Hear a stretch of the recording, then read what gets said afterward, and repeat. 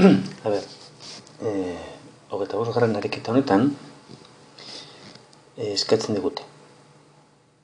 Kalkulatzeko oinarrien altuera, oinarria da honen altuera, jakinda. Bere gainean 2,5 metro dituen estatu bat oinarri baten gainean dagoela, bale? Lurreko puntu batetik oinarria 15 graduko angelarekin ikusten dugu, hauxe. Hori oinarria eta estatua 40 gradukin.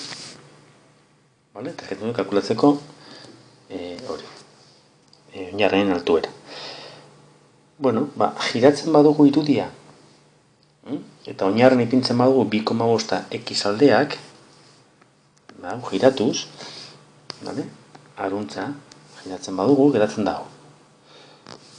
Angelu hauek ezagutzen baditugu, 15koa eta 40koa, aldu guztatara beste bi hauek. Hau 15 bada, beste hau 75, eta hauze, osorik 40 bada, hau 50.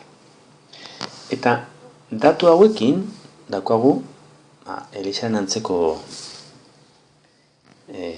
ariketa, bale? Horren zengo dugu.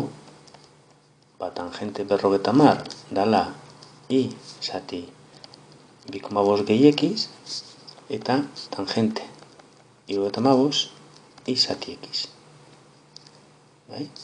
I bakandu bietan, eta gero x-a kalkulatu. Vale? Holanik ingo zen. Ez dut ingo.